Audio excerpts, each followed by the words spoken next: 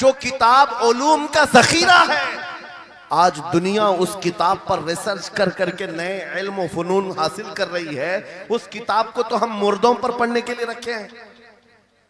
वो कुरान अजीम जो हिदायत की किताब और सारे उलूम का सर चश्मा है, उस किताब को कहां पढ़ते हैं? मैयतों पर।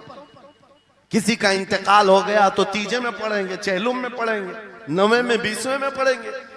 वो ईसाले सवाब के लिए सिर्फ रखा गया। और उससे थोड़ा आगे बढ़ गए तो कसम खाने के लिए कुरान।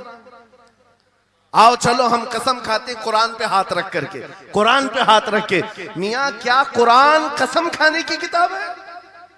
कुरान की वो आयत मैंने सबसे पहले पढ़ी, अल्लाह फरमाता ज़ालिकल किताबु ला रैब फीही, ये वो किताब है जिसमें शक की गुंजाइश नहीं, और ये हिदायत है परहेजगारों के लिए।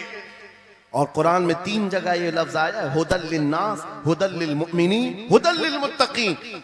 ये सारे इंसानों के लिए भी हिदायत है, ये सारे ईमान वालों के लिए भी हिदायत है, और परहेजगारों के लिए भी हिदायत है। सब हिदायत अलग अलग अंदाज से हासिल करते हैं।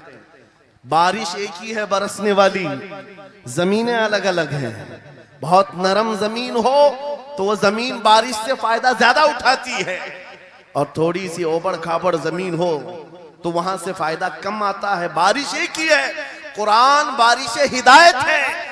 जिसके दिल की जमीन जितनी नरम होगी उतना वो उससे हिदायत उठाए। सुभान अल्लाह, बेशक, उतना उससे फायदा उठाएगा। और आज हालात ये हैं, ऐ नौजवानों अपने दिल पर हाथ रख करके बताओ, कुरान कितने लोगों ने पढ़ा है? कुरान कितने लोगों ने पढ़ा? मैं हाथ नहीं उठवाता, किसी भी बात पर हाथ मत उठाया करो। ना ही झूठे हाथ उठाना है, ना सच्चे हाथ उठाना है, ना ही किसी और को शर्मिंदा करना है। अपने दिल पे हाथ रख करके बताओ कुरान कितनी मर्तबा पढ़ लिया। क्योंकि कुरान पाक, बहुत सारे लोग ये समझते हैं मदरसे में बचपन में एक बार पढ़ लिया तो उसका हदिया हो गया, खत्म हो गया है, अब इसके बाद फिर हमारी मैयत पे ही पढ़ा जाएगा। इसलिए तो कुरान के उलूम से नावाकिफ हो गए। अरे समझना तो दूर की बात, देख करके पढ़ना भी मुश्किल है। आज लोगों का देख कर पढ़ना मुश्किल हो गया। कुरान, तुम्हारे पास बहुत सारी किताबें नहीं है, बहुत सारे ग्रंथ नहीं, बहुत सारे वेद नहीं है जिनका शुमार ही नहीं है। तुम्हारे पास ओनली वन, एक किताब कुरान पाक, ऐसी महफूज किताब जिसके बारे में अल्लाह ताला खुद फरमाता है सूरह कमर में, वलक़द यस्सरनल कुरआन लिज़िक्रि फहल मिन मुद्दकिर। हमने कुरान को याद करने के लिए आसान बनाया है कोई याद करने वाला? 4 बार यह आयत अल्लाह ताला फरमाता है कोई याद करने वाला?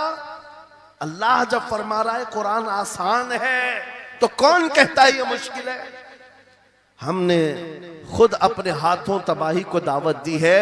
दरसे कुरान को अगर हमने न भुलाया होता, ये जमाने ने जमाना न दिखाया होता, वो जमाने में मुअज़्ज़ज़ थे। मुसलमान होकर आज हम खार हुए हैं, तारीके कुरान होकर आज हम छोड़े बैठे हुए हैं। कुरान अजीम को छोड़कर बैठना कितनी बड़ी गुमराही है।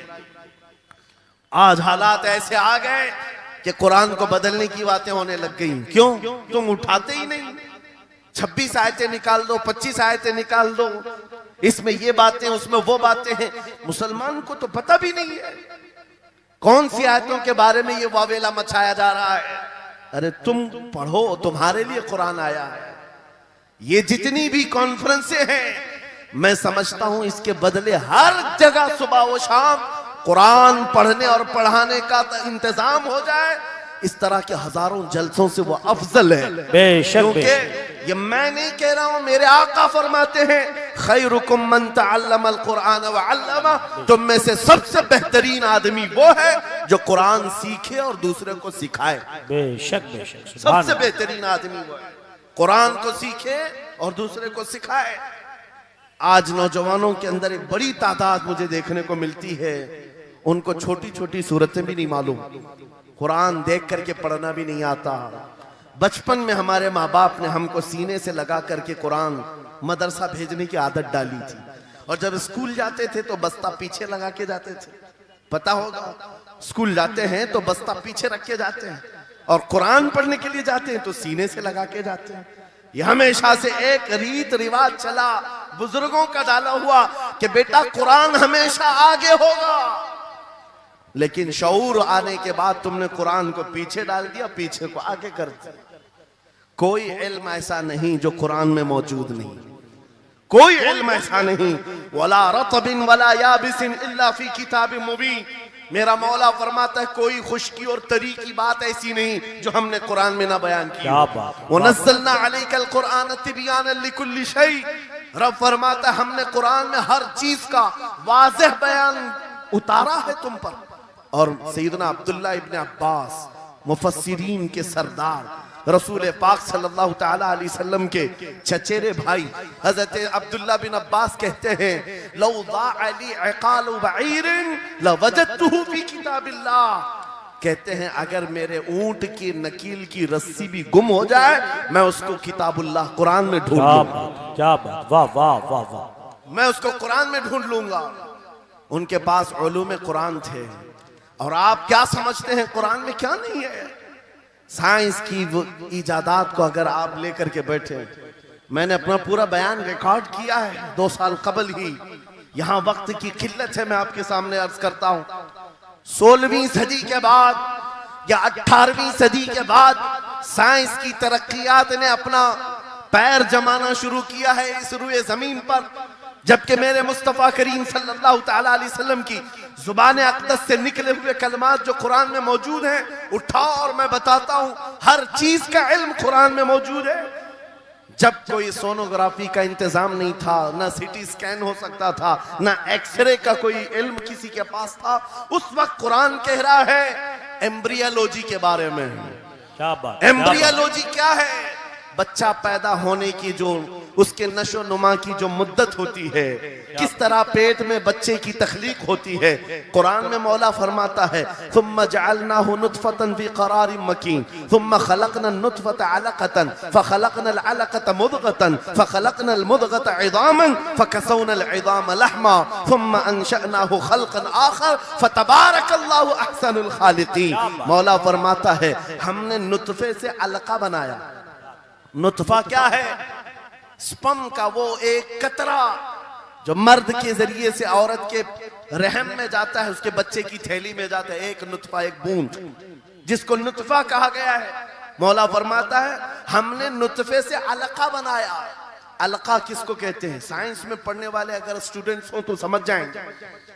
अगर कोई मेडिकल साइंस का कोई स्टूडेंट है तो उसे मालूम होना चाहिए एम्ब्रियोलॉजी में चिपचिपा हुआ च्युइंगम जो होता है उसको अलका कहते हैं अरबी में।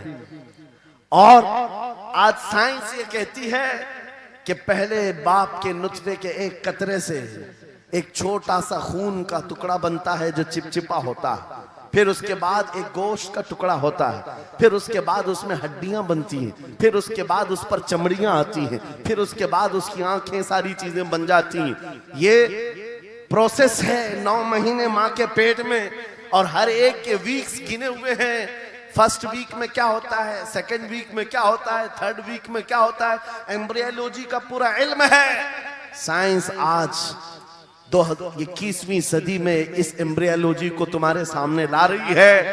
अरबों के उस दौर की बात कर रहा हूं जहां लोगों को घर बनाने का इल्म नहीं था और कुरान माँ के पेट में पैदा होने वाले बच्चे की तख्लीकात बयान कर रहा है। नारे तकबीर, नारे रिसालत, फैज़ाने कुरान मुक़द्दस, फैज़ाने शेखुल मशाइख, नारे तकबीर, नारे रिसालत। वाह वाह। मशहूर साइंसदान है फ्रैंक प्रेस नाम से, जिसने ये थ्योरी दुनिया को बताई कि अरदियात जमीन के अंदर जो वसात हो रही है। और उसके बाद उसने कहा था, फ्रैंक प्रेस नाम का अंग्रेज मौर्रिख और अंग्रेज साइंसदान ने कहता है जमीन जो है पानी के ऊपर है और ऐसे ही पानी के ऊपर कोई चादर बिछा दी जाए तो कभी चादर इधर हो सकती, कभी उधर हो सकती है। इस चादर को मजबूत रखने के लिए इस पर पहाड़ों का होना बहुत जरूरी है। ये 19वीं सदी में फ्रैंक प्रेस कह रहा है। और मेरा मौला कुरान में फरमाता है, अल्लाह ताला फरमाता है वल जिबाल औतादा, हमने पहाड़ों को मेख बना करके जमीन पर गाड़ा, क्या बात, वाह वाह, बेशक कि जमीन को हिलने नहीं देते पहाड़। अरदियात का इल्म, एस्ट्रोनॉमी के बारे में, एस्ट्रोलॉजी के बारे में कुरान में मौजूद उलूम आप पढ़ो। जूलॉजी के बारे में, जानवरों के उलूम के बारे में कुरान में पढ़ो। रब ताला परिंदों के उन अशकाल के बारे में बयान फरमा रहा है, ये झुंड के झुंड जाते हैं, जमात की जमात होती है। चूंटियों के बारे में पूरी सूरह मौजूद है, इनके खाना तकसीम करने का तरीका क्या है, इनके एक दूसरे को पुकारने का तरीका क्या है, इनमें जब एक चूंटी मर जाती है तो उसको दफनाने का तरीका क्या है। ये कौन बयान कर रहा है? ये कुरान बयान कर रहा है, कुरान पाक बयान कर रहा है। जब तरक्कियात इस कदर आगे आ गई कि मशीनों के सहारे से आज जर्रे को देखा जाता है, परखा जाता है और फिर दुनिया को बताया जाता है ये हमारी तहकीक है, और कुरान उस जमाने में बयान कर रहा है। मेरे अजीजों, एक बात बताता हूं, 18वें पारे में सूरह नूर में एक आयत आई है, उस आयत के बारे में मैं बताता हूं बाद में। लेकिन 18वीं सदी में एक साइंसदान जो अमेरिका की सफर पर था, उसने अटलांटिक ओशियन में एक जगह ऐसी देखी जहां पर इतना अंधेरा है कि हाथ निकालो तो भी नजर नहीं आए, सूरज की रोशनी भी नहीं पड़ती। वापस आकर के उसने कहा मैंने एक ऐसी जगह दरियाफ्त की है जहां सूरज की रोशनी ही नहीं पड़ती और अपनी आंखों को कुछ नजर नहीं आता। अगर हाथ निकाल करके देखो, समंदर के बीचों बीच अटलांटिक ओशियन, ये कोई तालाब का नाम नहीं है, ये लंबा सफर तय करके कोई एक जगह को ढूंढ लिया एक साइंसदान और आकर के दुनिया को बता रहा है मैंने एक ऐसी जगह मालूम की जहां पर खूब अंधेरा होता है, हाथ भी नजर नहीं आता। जब वो आकर के बताता है, एक आलिम रब्बानी ने कुरान की आयत पढ़ी, मौला कुरान में फरमाता है इज़ा अखरज यदहु लम यकद यराहा व मन लम यजअलिल्लाहु लहू नूरन फमा लहू मिन नूर। कुरान में अल्लाह फरमाता ज़ुलुमातुम बअदुहा फौक़ बअद, एक जगह हमने ऐसी बनाई है जहां अंधेरियों पर अंधेरियां हैं, जहां हाथ भी निकालोगे तो हाथ नजर नहीं आएगा। कुरान में 1400 साल पहले ये जब बात आई, उस साइंसदान को बताया गया, ये तो अल्लाह ने कुरान में बयान किया है। अब और ताज्जुब की बात क्या है सुनो, वो आया साइंटिस्ट, कहा ये किसकी बयान की हुई किताब है? कहा मोहम्मद रसूलुल्लाह की, मक्का में पैदा हुए, मदीने में जिंदगी गुजारी, आखिर दिन की। उसने कहा मैं उनके बारे में जानना चाहता हूं, हो सकता है वो समंदरों के बहुत बड़े माहिर थे, वो समंदरी उलूम के बारे में बहुत कुछ जानते थे, उन्होंने जिंदगी का बहुत सारा हिस्सा समंदरों के सफर में गुजारा होगा।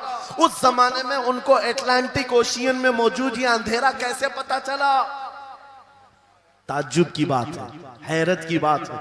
जब उस साइंसदान से कहा गया ए अजीज, हकीकी बात तो यह है कि पूरी 63 साला जिंदगी में मेरे आका एक बार भी समंदर के पास नहीं गए, एक बार भी इत्तेफाक नहीं हुआ।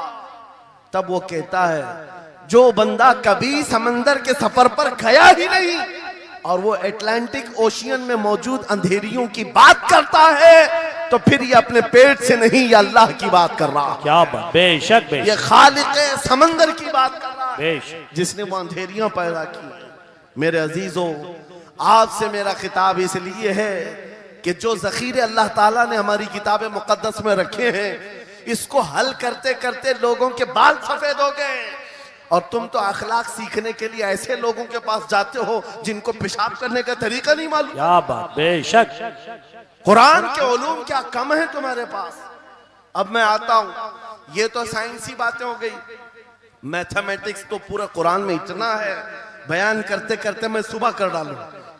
कुरान पाक के अददी एजाजात, कुरान पाक के हिसाब, रियाजी, मैथमेटिक्स के फंडे, बहुत कुछ है। फिजिक्स के बारे में है, ज्योग्राफी के बारे में है, अलजिब्रा के बारे में है, साइंस के बारे में है। ये तमाम उलूम तो एक मिसाल के तौर पर मैं आपके सामने रख रहा हूं। लेकिन अफसोस मैं उस कौम से बात कर रहा हूं जिस कौम ने कुरान को छूना भी बंद कर दिया है। जाकर के देखें, आज ही जाकर के देखें, घरों के अंदर तुम्हारे टीवी, फ्रिज और वॉशिंग मशीन तो धूल से साफ होंगे, रोजाना साफ करते होंगे। कुरान को हफ्ते हो गए कभी छुआ भी नहीं, गर्द जमी हुई, धूल लगी हुई है। कुरान के साथ ये नाइंसाफी बंद कर दो, कुरान के साथ ये दोहरा मेयार बंद करो। आपको पता है क़यामत के दिन मेरे आका फरमाते हैं जो दो चीजें जिसकी हिमायत में आ गई उसको जन्नत में जाने से कोई नहीं रोकेगा, और दो चीजें जिसके खिलाफ खड़ी हो गई फिर उसको दोज़ख में जाने से भी कोई नहीं रोक सकता। हुजूर से पूछा गया वो दो चीजें क्या हैं? हुजूर फरमाते हैं जिसकी हिमायत में रमजान और कुरान खड़े हो गए उसका जन्नत में जाना तय हो जाता है। क्या बात, वाह वाह। और जिसके खिलाफ खड़े हो गए रमजान और कुरान, हुजूर फरमाते हैं फिर उसका दोज़ख में जाना तय हो जाता है। अल्लाह अकबर। अल्लाह के रसूल दानाए गुयूब कायनात के सरदार मेरे आका दुआ करते हैं अल्लाहुम्मा जअलिल कुरान हुज्जतन लना ला हुज्जतन अलैना। ये मेरे नबी की दुआ है।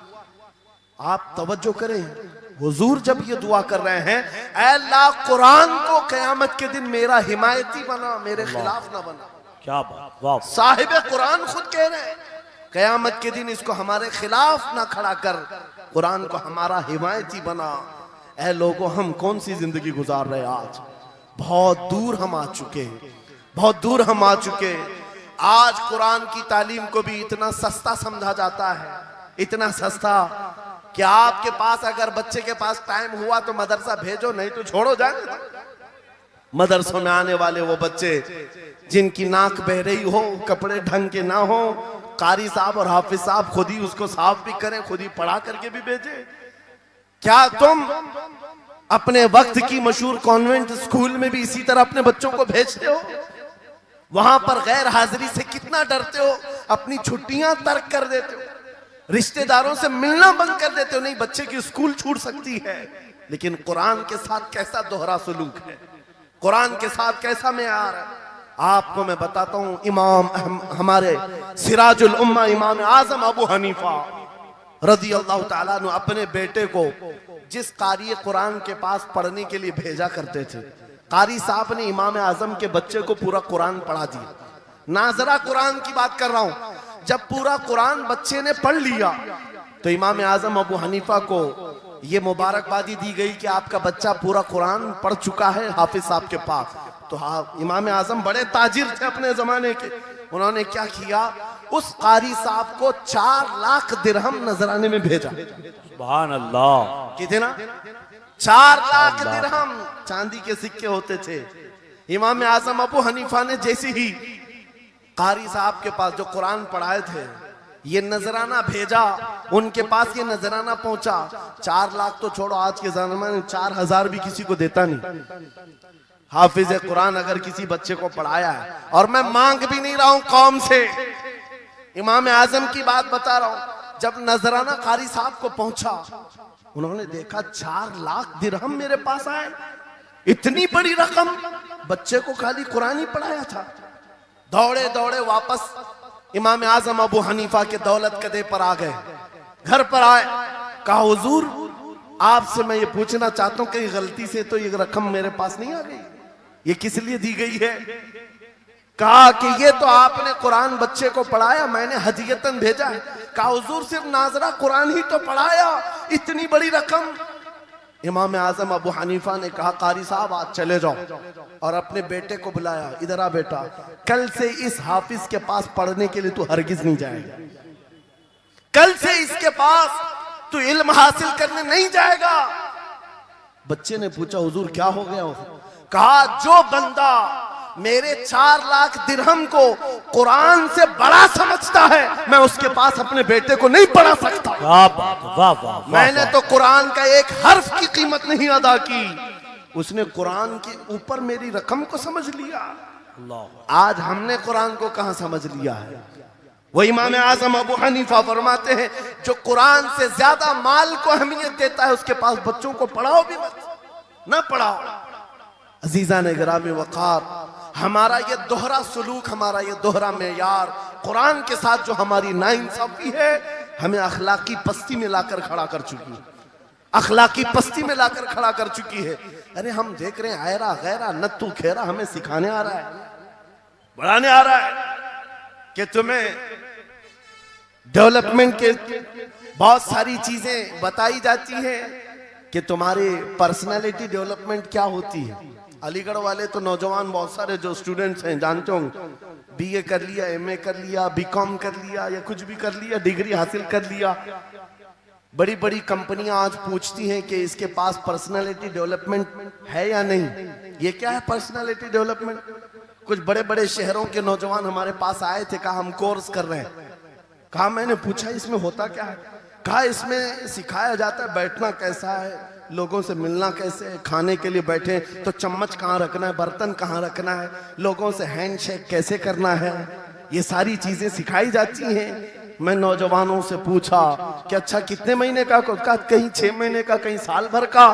कहा अफसोस है उस कौम पर जिसका रसूल आया था ये कहते हुए, वो इस्तुली उतम्मिम मकारिमल अखलाक, मैं सबसे बुलंद अखलाक सिखाने के लिए दुनिया में आया हूँ। उस रसूल की उम्मत आज ऐसे लोगों के पास अखलाक सीखने जा रही है जिसको हलाल और हराम की तमीज नहीं, जिसको खड़े होकर पेशाब करने में फख्र लगता हो, उसके पास तो ये अखलाक सीखने जा रहे हैं, पर्सनैलिटी डेवलपमेंट सीखने जा रहे हैं। और मैं तुम्हें बताता हूं कुरानी अखलाक क्या है। मौला करीम ने अपने हबीब को जो बयान किया है, सूरह लुकमान उठाओ, बाप अपने बेटे को नसीहत क्या क्या करता है, अगर 3 आयतें भी पढ़ लो तुम्हारी जिंदगी सुधर जाएगी। लुकमान हकीम अपने बेटे से कहते हैं, या बुनय्या अक़िमिस सलात वअमुर बिल मारूफ वन्हा अनिल मुनकर वस्बिर अला मा असाबक, ऐ बेटा नमाज पढ़ा कर, बुराइयों से बचा कर, अच्छाइयों की बात कर, जो मुसीबत आए उस पर सब्र कर। ये सिर्फ जुमले नहीं है, ये जुमले नहीं है। लुकमान हकीम ने अपने बेटे को जो डराया था, कुरान कहता है, या बुनय्या इन्नहा इन तकु मिस्काल हब्बतिन मिन खरदलिन फतकुन फी सखरतिन औ फी समाई औ फिल अर्दी याति बिहल्लाह। आज हर बाप को चाहिए कि ये नसीहत अपने बेटे को करे। क्या बात, हर बाप अपने बच्चे को ये बात बताए, सुनो क्या लुकमान कहते हैं, बेटा बुराई अगर तूने कर लिया, ये मत समझना कि मैं रात के अंधेरे में छुप कर लिया। आज तुम्हारे हाथ में मोबाइल गुनाहों का अड्डा बन करके आया है। सिर्फ एक टच स्क्रीन पर सारी दुनिया तुम्हारे सामने नंगी नाचती हुई नजर आती है। कितने नौजवानों ने अपने अखलाक का कत्ल कर लिया है, उनकी आंखें हया से नापाक हो गई हैं। कितने लोगों ने अपना नूर ईमान बेच दिया मोबाइल की स्क्रीन पर चलने वाली इन बेहया तस्वीरों पर। कितने तो फरेफ्ता हो गए, कितने जवानी बर्बाद कर चुके। तुम क्या समझते हो? मेरे अजीजों, एक जवान ने मुझे बताया था, रात के वक्त मैं तन्हा मोबाइल लेकर बैठा था, अचानक पर्दा हिला तो डर लगा, जल्दी से स्क्रीन ऑफ किया, बैठा। मुझे लगा माँ आई होगी, बाप आया हो, कोई आया होगा, लेकिन कोई नहीं। पर्दा हिला, एक बिल्ली आई थी, इससे भी डर लग गया। मैंने कहा पर्दे के हिलने से इतना डर है कि कोई आ जाए, तेरा ईमान कहां गया? वो मौला कहता है, यअलमु खाइनतल अयुनि व मा तुख्फी सुदूर, वो रब तुम्हारे दिलों में गुजरने वाले हालात को भी देख रहा है, बेशक तुम्हारी आंखों की खयानत को भी वो देख रहा है। जब तुम्हारा यकीन ही खत्म हो गया तो क्या करोगे? इसीलिए अरबी का मशहूर मकौला है, इज़ा लम तस्तही फफ़अल मा शिअत वस्ना मा शिअत, जब तुम्हारे अंदर से हया निकल जाए तो जो चाहे करो, जो चाहे कर लो। आज लुकमान हकीम की वो बात मैं पेश कर रहा था, आयत मुकम्मल करता हूं। बाप अपने बेटे से कहता है, अगर बुराई कर लिया तूने, अगर बेहयाई हो गई, ये मत समझ के बहुत छुप करके किया। आज से 4000 साल पहले लुकमान हकीम कह रहे हैं अपने बेटे से, अगर बुराई तो आसमानों में जाकर करेगा, या पहाड़ के अंदर घुस कर करे, या जमीन के अंदर जाकर करे, कहीं पर भी कर ले। जबकि ये तीनों चीजें उनके जमाने में नहीं थी, न पहाड़ों के अंदर जाकर के करने का तसव्वुर, न जमीनों के अंदर जाने का, न आसमानों में उड़ने का तसव्वुर। ये सब आज के दौर में मुमकिन है। और लुकमान हकीम कहते हैं, अगर तू इन सब जगहों पर जाकर कहीं पर भी करेगा, याति बिहल्लाह, अल्लाह वो तेरे सामने लेके आएगा। बेशक वमन यअमल मिस्काल ज़र्रतिन खैरन यरा वमन यअमल मिस्काल ज़र्रतिन शर्रन यरा। तुम अगर राई के दाने के बराबर भी नेकी करो, अल्लाह वो तुम्हें दिखाएगा। राई के दाने के बराबर भी बुराई करो, अल्लाह तुम्हें दिखाएगा। अखलाक सीखने के लिए दूसरी जगह जाते हो, अगर ये फार्मूला किसी को याद हो जाए, मैं कहता हूं सारे सीसीटीवी कैमरे बंद हो जाए, इस बंदे को कोई बहका नहीं सकता जिसके दिल में सिर्फ इतना ख्याल है कि मेरा मौला मुझे देख रहा है, बेशक बेशक मेरा रब मुझे देख रहा है। उसकी निगरानी के लिए किसी कैमरे की जरूरत नहीं, किसी सीसीटीवी की जरूरत नहीं। अजीजा ने गिरामी औकार, बच्चों के दिलों में अखलाक बाद में आएंगे, अल्लाह का खौफ उनके दिल में डालो। अल्लाह देख रहा है, एक दिन तुम्हें हाजिर होना है, सब लाया जाएगा, सब लाया जाएगा। जो कुछ किया था, जो कुछ कहा था, सब लाया जाएगा। लुकमान हकीम ने अपने बेटे को अखलाक सिखाया। क्या सिखाया? वक़्सिद फी मशीका वग़दुद मिन सौतिका इन अनकरल अस्वाति लसौतुल हमीद। चलना हो तो मियाना अंदाज में चलो, ऐसे नहीं कि अकड़ कर चलना है या झुक कर चलना है। एतदाल के साथ चलो और आवाज को नरम रखा करो। बेशक कुरान कहता है सबसे बुरी आवाज गधे की आवाज है। लोग आज चिल्लाते हैं, एक दूसरे को ठट्टे मारते रहते हैं। ये महफिलों के आदाब भी नहीं, ना ही तुम्हारे अखलाक हैं। इसीलिए शेख सादी ने फरमाया है, तामर्द सुखन न गुफ्ता बाशद ऐबो हुनरश न हुफ्ता बाशद। जब तक आदमी बात नहीं करता उसकी अच्छाइयां भी मालूम नहीं होती, उसकी बुराइयां भी नहीं मालूम होती। बेशक बेशक जब बात करता है तो पता चल जाता है इसके अखलाक कैसे हैं। बात करता है तो समझ में आ जाता है कौन सी कैटेगरी का है। इसलिए अपनी जुबान को ऐसी रखो कि दुनिया तुम्हें आला नस्ल का समझ सके। बात करो तो तमीज के साथ, चीख पुकार करना, एक दूसरे को इस तरह से बात करना नौजवानों में आज आम हो गया। कुरान कहता है अपनी आवाजों को पस्त करो। एक और बात रब फरमाता है, वला तुसइर खद्दक लिन्नास, लोगों को से मुंह मोड़ करके बात मत करना। सामने तुम्हारे कोई खड़ा है और तुम इधर घूम करके बात कर रहे हो। ये आज फैशन हो गया है, पीछे पलट करके बात करना, इधर देख करके उसको बात करना। लोग ये समझते हैं फैशन है। मेरा मौला फरमा रहा है ये अखलाक से गिरी हुई हालत है। जब बात करो तो आमने सामने, लोगों से मुंह टेढ़ा करके बात ना करना। ये अखलाक कौन सिखा रहा है? ये कुरान अजीम है। तुम पर्सनालिटी डेवलपमेंट सीखने की बात कर रहे हो, तालीमात इस्लाम को छोड़कर क्या पर्सनालिटी डेवलपमेंट हासिल कर पाओ? तुम्हारे पास सब कुछ है लेकिन सीखना नहीं चाहते।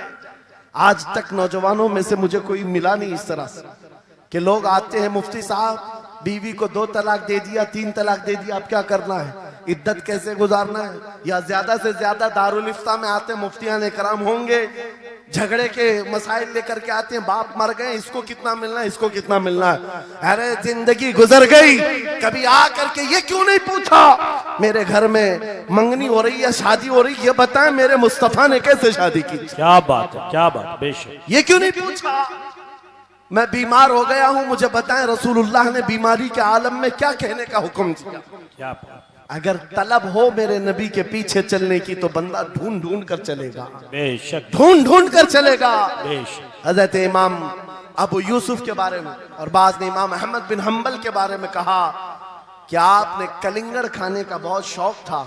तरबूज, आप तरबूज कहते हैं? हाँ, हमारे यहाँ मुंबई में इसको कलिंगड़ कहते हैं। और उन्होंने ये कहा कि ये सुन्नत भी है। मुझे रिवायत मिली है कि हुजूर ने भी खाया लेकिन जिंदगी भर खाए नहीं। मुरीदीन ने पूछा कि हुजूर जब सुन्नत भी है और आपको शौक भी है, खाते क्यों नहीं? कहते हैं अब तक मैं वो तरीका ढूंढ रहा हूं कि मेरे नबी ने कितने टुकड़े करके खाए। अल्लाह अकबर, अल्लाह अकबर, वाह वाह। मुझे वो तरीका चाहिए। हुजूर के पीछे चलने वाला ढूंढ ढूंढ करके अमल करता है। और आज हमने जिंदगियां ऐसी बनाई हुई हैं कि लगता है दारुल इफ्ता, मुफ्ती और उलमा सिर्फ तलाक के लिए हैं। ये इद्दत के मसले पूछने के लिए, विरासत के मसले पूछने के लिए। अरे हमें भी काम दो, हम ढूंढ ढूंढ कर तुम्हें बताएं मेरे नबी चलते कैसे थे, मेरे नबी बात कैसे करते थे, लोगों से मुसाफा कैसे करते थे, लोगों के सामने आते तो कपड़े कैसे पहनते थे, मेरे नबी की नमाजें कैसी थी, हुजूर जब दस्तरखान पर बैठते कहां से शुरू करते कहां से खत्म करते। इस काम पर भी तो उलमा को लगाया करते ताकि तुम्हें पता चलता मुझे कहीं और से अखलाक सीखने की जरूरत नहीं, दुनिया के सारे अखलाक मेरे नबी के कदमों में मौजूद है। नारे तकबीर, नारे रिसालत, फैज़ाने खानकाए बरकात, फैज़ाने खानकाए बरकात, शेरे रज़ा, शेरे रज़ा, फैज़ाने शेखुल मशाइख। नारे तकबीर, नारे रिसालत। वाह वाह। दर से कुरान को अगर हमने न भुलाया होता, ये जमाने ने जमाना न दिखाया होता। इको बंद कर दो, इको। कुरान पाक के सिलसिले में मुझे बयान करने का हुक्म दिया गया, बस मैं वही बातें कर रहा हूं। मैं आपको अपने मौजू से जो मुताल्लिक है वो बातें अर्ज करता हूं। कुरान क्या तमीज सिखाता है। आज घर घर के अंदर जो एक बहुत बड़ी बला आई हुई है, हर तीसरा चौथा घर ये शिकायत लेकर के आता है, बेटा हाथ से निकल गया, बेटी हाथ से निकल गई। माँ बाप इस बात के लिए रोज परेशान है, बेटा हाथ में नहीं आता, बेटी हाथ में नहीं आती। जहां ये जवान हुए, 10वीं पास किया, ये मुंह दिखाते हैं हमको, आंख फिराते हैं हमको। फरमा बरदार बच्चों की कमी बहुत कम हो गई। गलती इन बच्चों की नहीं, उन माँ बाप की भी है। तुमने इनकी तरबियत तो खिलौनों से की है। इनकी तरबियत में तो तुम चाहते थे कि हर संडे इनको पिकनिक पर ले जाएं, बच्चा खुश हो जाएगा। इनको घुमाएंगे फिराएंगे, जो बच्चा मांगेगा सब ला कर देंगे। अरे ये 14 साल का नहीं हुआ, हाथ में मोबाइल भी पकड़ा दिया, सब कुछ कर दिया बच्चे के लिए। और अब बाप ये सोचता है ये 16 साल का हो जाए तो मेरी बात मानना चाहिए। एक बात याद रखो, जमीन में अदरक बो करके गन्ना आने की उम्मीद मत रखना। बेशक बेशक। जो बोते हो वही फसल आती है। मेरे नबी ने फरमाया, अल्लिमु औलादकुम सलासा खिसालिन, हुब्ब नबीकुम व हुब्ब अहली बैतिही व तिलावतल कुरानिल करीम। मेरे आका की हदीस है, हुजूर फरमाते हैं अपनी औलाद को सबसे पहले 3 बातें सिखाओ। 3 बातें सिखाओ। क्या है? नंबर 1, अपने नबी की मोहब्बत सिखाओ। बेशक, सुभान अल्लाह। क्या होगा इससे? तुम जिस बात के लिए आज परेशान हो ना, 16 साल के बाद मेरा बच्चा मेरा फरमाबरदार बने, याद रखो तुम अगर इस बच्चे को नबी की मोहब्बत डालो, 16 साल नहीं तुम्हारा बेटा 60 साल का होगा, तब भी सर झुकाकर तुम्हारे साथ खड़ा रहेगा। क्या बात। बेशक बेशक। तुम उसके दिल में अल्लाह रसूल की मोहब्बत डालो, अल्लाह तुम्हारी मोहब्बत उसके दिल में डाले। बेशक बेशक। ये रिटर्न दिया जाता है। नंबर 1 अपने नबी की मोहब्बत, नंबर 2 रसूल पाक के अहले बैत की मोहब्बत। मेरे आका फरमाते हैं बच्चों को सिखाओ। तीसरी चीज कुरान की तिलावत। ये 3 चीजें सिखाओ सबसे पहले बच्चों को। लेकिन इन 3 चीजों से तो हम बच्चों को छोड़ ही चुके। सबसे पहली चीज जो सिखानी थी वो अपने नबी की मोहब्बत। अजीजा ने गिरामी वखार, आज घर घर के अंदर ये जो मुसीबतें आई हैं, माँ बाप की नहीं सुनता। माँ बाप अगर जवान लोग अभी शादी कर रहे हैं तो अभी से तय कर लो, बच्चा होगा, ये ख्वाब नहीं देखेंगे पहले इसको क्या बनाना है। तुम अगर अल्लाह उसके रसूल की मोहब्बत डालने की ख्वाब लेकर उस बच्चे की तरबियत करो, इंशाअल्लाह वो डॉक्टर भी बनेगा, इंजीनियर भी बनेगा, प्रोफेसर भी बनेगा, लेकिन साथ में आशिक रसूल भी बनेगा। सुभान अल्लाह, सुभान। और जहां ये दौलत लेकर के खड़ा होगा, इश्क रसूल की दौलत लेकर खड़ा होगा, और प्रोफेसर भी हो जाए, डॉक्टर भी हो जाए, कुछ भी हो जाए। देखो मशाइख मारहरा जिनके वालिदैन ने उनकी तरबियत की, उनको दुनियावी उलूम का माहिर तो बनाया है, क्या? लेकिन आज तक आपने देखा कॉलेज में पढ़ाने वाला प्रोफेसर लाखों मुरीदीन की दस्तगीरी भी कर रहा हो और उनकी शरीयत और तरीकत को बयान भी करता हो। बेशक। नारे तकबीर, नारे रिसालत, फैज़ाने हसनुल उलमा, फैज़ाने हसनुल उलमा। तालीम कॉन्फ्रेंस के लिए, वाह वाह वाह, तालीमात इस्लाम के लिए ये घराना आइडियल है। मैं मुबालगा आराई नहीं कर रहा हूं, मुबालगा आराई नहीं कर रहा हूं। जहां पर एक बेटे को बाप ने वक्त का एक बड़ा प्रोफेसर बनाया तुम्हारे इसी शहर का, दूसरा बेटा अगर इनकम टैक्स का चीफ बन चुका हो, क्या बात। तीसरा अगर पुलिस की डिपार्टमेंट में डीआईजी या बड़े ओहदे पर पहुंचा हो। लेकिन हमने हर एक को देखा, चाहे ये दुनिया के किसी मकाम पर जाएं, जब ये अपने असलाफ की बारगाह में आते हैं तो सर झुकाए हुए शरीयत के तरीकत के संगम नजर आते। क्या बात। बेशक बेशक। क्यों? इसलिए कि इनकी तरबियत सिर्फ और सिर्फ ट्यूशन के बहाने नहीं छोड़ दी गई थी, क्या कहें, लोगों की गोद में डालकर। जैसे आज लोगों को लगता है बच्चे को पढ़ाने के लिए महंगी स्कूल दे दो, अच्छी से अच्छी स्कूल, और बच्चा आए तो शाम में ट्यूशन के लिए किसी टीचर या प्रोफेसर को दे दो। बच्चा तुम्हारी गोद में आया ही नहीं, संडे संडे तो बाप से बच्चे की मुलाकात होती है और वो भी पिकनिक के नाम पे होती है। क्या कहने? ये हालात जब बच्चों के साथ तरबियत के होंगे तो ये बच्चे जिनसे तरबियत हासिल किए हैं उनके नक्शे कदम पर चलेंगे। लेकिन तुम अगर शरीयत का ट्रांसफर चाहते हो, स्कूल भी पढ़ाओ, ट्यूशन भी पढ़ाओ, लेकिन इश्क़े रसूल की दौलत अपने सीने से इनके सीने में डालो। बिल्कुल, बेशक बेशक। अजीज़ान गिरामी, मेरा मौला फरमाता है वक़ज़ा रब्बुका अल्ला तअबुदू इल्ला इय्याहु व बिल वालिदैनि इहसाना। माँ बाप के साथ भलाई का हुक्म मेरा मौला फरमाता है। रब ने तुम्हारे फैसला किया है अल्लाह के सिवा किसी की इबादत ना करो, वालिदैन के साथ अच्छा सलूक करो। और कैसा सलूक? वला तकुल्लहुमा उफ़्फ़िन वला तनहरहुमा, उनको उफ तक ना कहो, उनको झिड़क कर बात ना करो।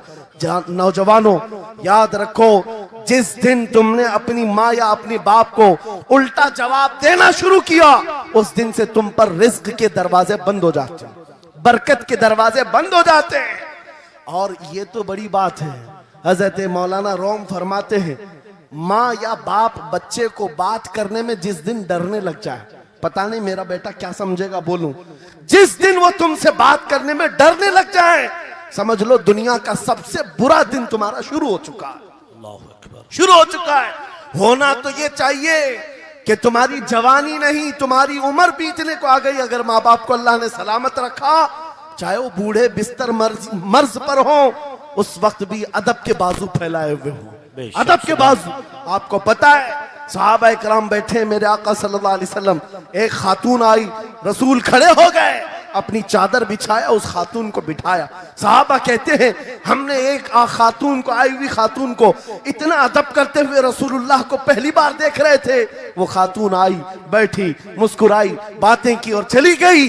सहाबा ने पूछा या रसूल अल्लाह, इस खातून का अदब क्या है? मेरे आका फरमाते हैं ये मेरी दाई, मेरी दूध पिलाने वाली माँ हलीमा सादिया। क्या बात, वाह वाह। पैदा हुए नहीं, दूध पिलाई हुई माँ का यह अदब मेरे नबी ने सिखाया। ये अखलाक कुरान के हैं मेरे अजीजों, कुरान के हैं। याद रखो नौजवानों, इन बूढ़े माँ बाप को आज जितने लोगों ने तरसाया है और उन्हें घुट घुट कर जीने पर मजबूर किया है, वो आज की रात तौबा करके जाएं, तौबा करके जाएं, मुसाफा करें, उनके हाथ चूमें। ये तुमसे क्या तमन्ना रखते हैं? बस इतनी कि तुम अपने पैरों पे खड़े हो जाओ, ढंग का कमाना सीख जाओ। नौजवान को इनका डांटना बुरा लगने लगता है, माँ बार बार चिल्लाती है, बाप बार बार डांटता है, घर छोड़कर भाग गया, फिर उसके बाद याद रखो अल्लाह ताला ऐसे जूतों पर तुम्हें डाल देता है जो तुम्हारी हैसियत के भी नहीं होते, कमतर लोग तुम्हें हाँकते रहते हैं। इससे बेहतर है हमें पैदा की हुई माँ, हमें दूध पिलाई हुई माँ अगर डांटती है, कोसती है, मारती है, ये नेमत है।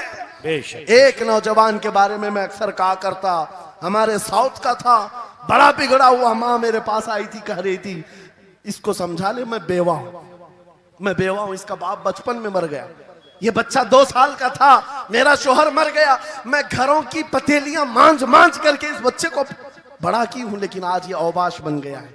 बदमाशों की दोस्ती। मैंने उस नौजवान को बुलाया था, अपने करीब किया, समझाया, अल्लाह ने उसको समझ दे दी। वो लड़का थोड़ा बहुत सीधे रास्ते पर आया और बेंगलुरु गया था कमाने के लिए। मैंने कहा नौकरी कर, तेरी माँ कुछ नहीं चाहती, वो जिंदगी तो गुजार चुकी, अपने हाथों से कमाई है, बस ये चाहती है कि तेरी कमाई का एक लुकमा खा ले। ऐ नौजवान, क्या अपनी माँ को इतना भी सुख नहीं देना चाहता? गया था कमाने के लिए। मेरे अजीजों, आज भी वो मौजूद है, आज भी है। वो कमाया, महीना भर गुजरा था या 2 महीने ही, अपनी तनख्वाह लेकर के वतन वापस आया।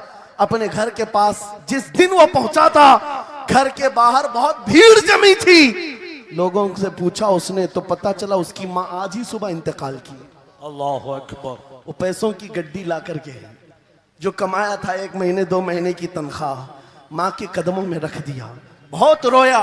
ये बात मैं तकरीरों में इसलिए कहता हूँ, उसने कई बार कहा मुफ्ती साहब नौजवानों को सिर्फ इतनी बात कहें, मैं इस अजाब में रोज मरता हूँ, मेरी माँ जिंदगी भर लोगों के जूठे मांझ करके मुझे खिलाती रही और मैं एक लुकमा मेरी माँ को खिला न सका। जिस दिन मैं लाया था पैसे, ये तो दुनिया से चल पड़ी। मुझे आज रोज इस बात का गम सताता है। आप नौजवानों से खिताब करते हैं, कम से कम इनसे कह दें कि तुम्हारे माँ बाप जिंदा हैं, होश में आ जाओ, अपने हाथों से उनको खिला तो सको, उनके हाथ पकड़कर चला तो सको, इसलिए कि दुनिया की अजीम नियामत है। जिसका बाप जिंदा है, जिसकी माँ जिंदा है, उसके हक में वो दुआ कर ले। मेरे आका फरमाते हैं, नबियों की दुआ उम्मत के बराबर जो होती है, वो बाप की दुआ बेटे के बराबर होती है। आज मैं गुफ्तगू समेटता हूं, खत्म कर देता हूं, इसलिए कि अखलाक इस्लाम बहुत वसी मौजू है, बहुत वसी मौजू है, लेकिन आपके लिए सिर्फ इतनी बात काफी है कि कुरान